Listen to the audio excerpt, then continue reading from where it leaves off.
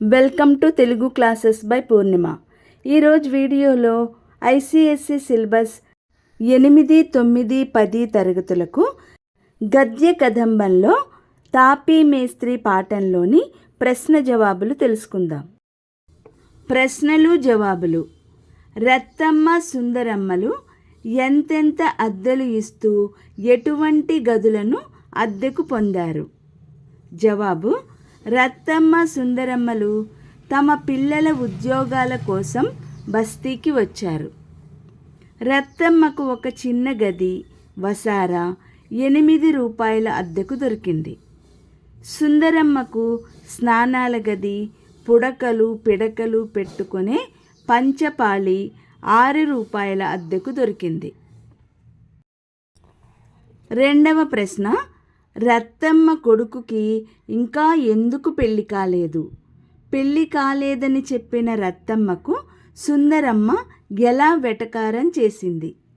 రత్తమ్మ కొడుకుకి ఇంకా పెళ్లి కుదరలేదు. దీనికి కారణం చదువు పూర్తయిన తర్వాత పెండ్లి అనుకొని ఉద్యోగం వచ్చిన తర్వాత స్థిరపడిన తర్వాత పెళ్లి చేయాలనుకుంది. అందుకని ఇంకా వీలు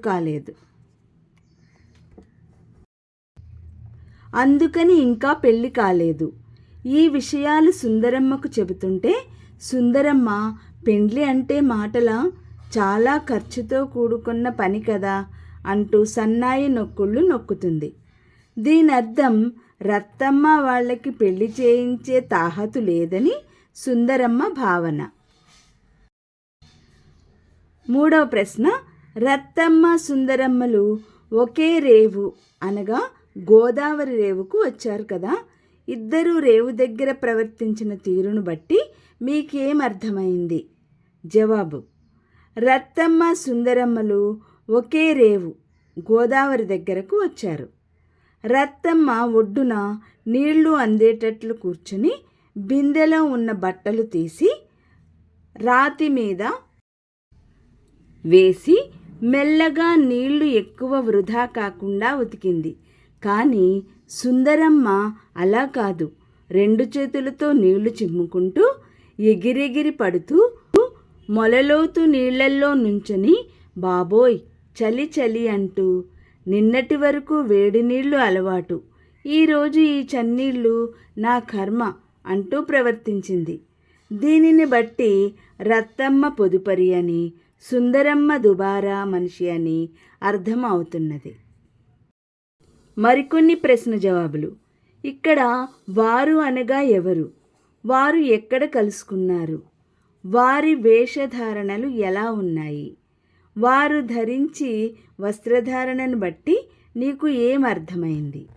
ఇక్కడ వారు అనగా సుందరమ్మ, రత్తమ్మలు ఎలక్ట్రిక్ కార్పొరేషన్ దగ్గర ఎదురుపడ్డారు. సుందరమ్మ గ్లాస్కో మల్లు మడత కట్టుకొని, వెనుక కాలంలో భర్త చనిపోయిన స్త్రీలు తెల్లటి వస్త్రధారణ చేసేవారు. అందుకని ఇక్కడ గ్లాస్కో ముల్లు అని వాడబడింది. రత్తమ్మ కూడా దీన్నే కట్టుకుంది. అది పరిశుభ్రంగా ఉంది. కాకపోతే అది నీరు కావి పంచె. సుందరమ్మలాగే రత్తమ్మ కూడా జారుముడి వేసుకుంది. ఇద్దరి వేషధారణలను బట్టి సుందరమ్మ చాలా డాంబికంగాను ఆర్భాటంగాను అట్టహాసంగా కనబడుతున్నది. రత్తమ్మ సాదాసీదా జీవితాన్ని గడుపుతూ పొదుపురాలుగా కనిపిస్తోంది. ఒక వర్తకుడు, ఆస్తిపరుడు సుందరమ్మ కొడుకుకు ఉద్యోగం ఇచ్చేటప్పుడు ఏమని చెప్పారు? జవాబు: సుందరమ్మ ఉద్యోగాలు ఇచ్చేవాళ్ల మనస్తత్వాలు, వారు ఏ విధంగా వెట్టి చాకిరీ చేయించుకుంటారో చెబుతూ ఒక వర్తకుడు గురించి చెబుతుంది. ఒక వర్తకుడు ఉండేవాడు. అతను 20 రూపాయలు ఇస్తానన్నాడు. నెలలో 20 దినాలు సికింద్రాబాదు అని, శ్రీకాకుళం అని, బందరు అని తిరుగుతూ ఉండాలని చెప్పాడు. ఇక నెలలో ఉండే 10 దినాలు ఇంటి దగ్గరే ఉంటూ ఉత్తరాలకు నకిలీలు రాయాలని చెబుతాడు. మరొక ఆస్తిపరుడు ఉన్నాడు. వడ్డీ కట్టడం వచ్చా అని అడిగాడు. బిఏ చదివేవానికి చెప్పే పనులు ఇవా అని నిష్ఠూరాలు పోతుంది సుందరమ్మ. తీరా పనిచేయడానికి మా అబ్బాయి ఒప్పుకుంటే జీతం లేకుండా 3 మాసాలు చేయాలని షరతు విధిస్తాడు. సరే, దానికి ఒప్పుకుంటే అతని కొడుక్కి మనవడికి ఇంగ్లీషు చెప్పాలంట. ఇంగ్లీషు రాదని చెబితే ఇంగ్లీషు రాని వానికి ఉద్యోగానికి ఎందుకొచ్చావంటూ యావగింపు ఒకటి. వాళ్ళు ఇచ్చేది మా ఇంటి కాఫీ ఖర్చులకు కూడా సరిపోవని సుందరమ్మ నిష్ఠూరాలు పోతుంది. కూరలు అమ్మే వర్తకుడు సుందరమ్మ కొడుకుకు ఎలాంటి ఉద్యోగం ఇచ్చాడు, అతనికి ఎలా గిట్టింది? జవాబు: ఒక వర్తకుడు ఉండేవాడు. అతడు బ్రాహ్మణుడు. క్రొత్తగా కూరల దుకాణం పెట్టుకున్నాడు. కూరలు అమ్మే వర్తకుడు సుందరమ్మ కొడుకుకు ఎలాంటి ఉద్యోగం ఇచ్చాడు, అతనికి ఎలా గిట్టింది? జవాబు: ఒక వర్తకుడు ఉండేవాడు.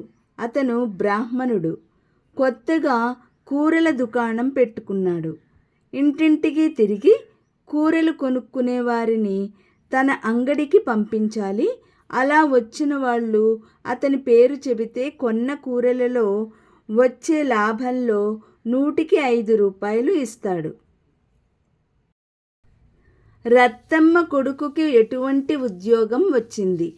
రోజుకు ఎంత సంపాదిస్తున్నాడు? జవాబు: రత్తమ్మ కొడుకుకి తాపీ పని వచ్చింది.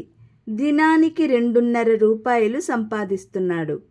తను బ్రాహ్మణుడు అయినా శూద్రుడు చేసే పనులు చేస్తున్నందులకు బాధపడలేదు. శ్రమయేవ జయతే అని నమ్మాడు. శ్రమైక సౌందర్యానికి భాషించాడు. శ్రమలో భగవంతుడిని చూశాడు. వచ్చిన దానితో ఉన్నదానితో ఎలా తృప్తిపడాలో తెలుసుకున్నాడు. మరొక ప్రశ్న: సుందరమ్మ కోడలు వారి పుట్టింటి వారి గురించి రాయండి. జవాబు: సుందరమ్మ కోడలికి 5వ నెల. పుట్టింటి వారికి కబురు పంపితే పుట్టింటి వారు వచ్చి చక్కగా తీసుకుపోయారు. వారే అమ్మాయికి గాజులు పెడతారనుకున్నాం, కానీ పెట్టలేదు. మా అబ్బాయి వారానికి ఒకసారి అత్తగారింటికి వెళ్ళి వారం రోజులు ఉండి వస్తూ ఉంటాడు. 5వ నెల ముగుస్తుండగా 4 దినాల క్రిందటనే మా వాడితో అమ్మాయిని పంపేసి ఊరుకున్నారు. వాళ్లకు ఎటువంటి ఆనవాయితీలు లేవట. మేమే ఎలాగో అలాగా వేడుకలు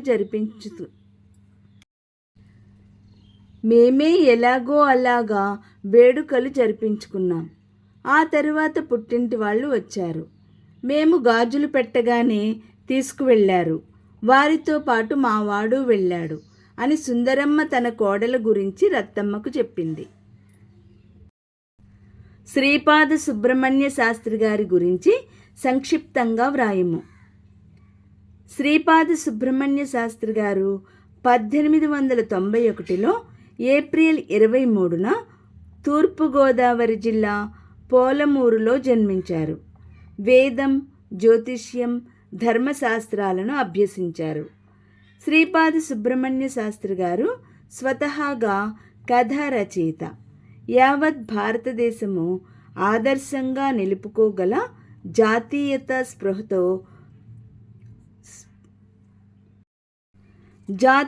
స్పృహతో సమాజ సంస్కరణాభిలాషతో పీడిత జనోద్ధరణ లక్ష్యంతో అద్భుతమైన రచనలు కావించారు. వ్యవహారిక భాషావాదిగా గిడుగు ఉద్యమానికి అండదండలు అందించారు. 1956లో కనకాభిషేక గౌరవం అందుకున్నారు. 1961 ఫిబ్రవరి 25న స్వర్గస్థులైనారు. తాపీ మేస్త్రి కథను గురించి మీరు గ్రహించిన నీతి ఏది? జవాబు: తాపీ మేస్త్రి కథ సామాజిక స్పృహ కలిగిన కథ. ఆడంబరాలు, ఆర్భాటాలు పనికిరావని, దాని వలన చివరకు అనర్థమే కలుగుతుందని సుందరమ్మ పాత్ర ద్వారా తెలుస్తుంది.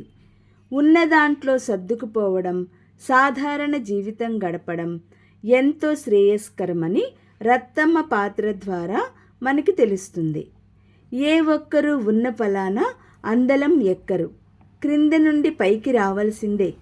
చదువులు ఎంత చదివినా చిన్న చిన్న అవకాశాలను జార విడుచుకోకూడదు. అణకువ, నీతి నిజాయితీలతో చిన్న ఉద్యోగాలలో చేరినా అంతిమంగా ఉన్నంత శిఖరాలకు చేరుకుంటారని రత్తమ్మ కొడుకు పాత్ర ద్వారా తెలుస్తుంది.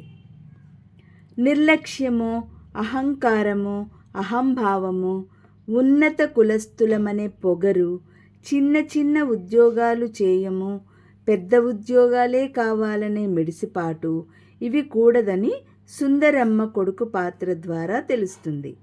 అంతిమంగా ఎవరు ఏ పని చేసినా అది గౌరవమే కానీ తలవంపులు కాదు, నామోషి అంతకన్నా కాదు. ప్రతి ఒక్కరూ శ్రమను గుర్తించాలి, శ్రమైక సౌందర్యాన్ని చూడగలగాలి, శ్రమలో భగవంతుడిని చూడాలి, శ్రమలో ఉన్న సౌఖ్యాన్ని నీతి నిజాయితీగా పొందాలి. శ్రమయే భగవత్ స్వరూపము, భగవత్ స్వరూపమే శ్రమ. ఇటువంటి సత్యాన్ని నేను తాపీ మేస్త్రి కథ ద్వారా గ్రహించాను. ఈ వీడియో లైక్ చేయండి, మీ ఫ్రెండ్స్కి షేర్ చేయండి, సబ్స్క్రైబ్ కూడా చేసుకోండి.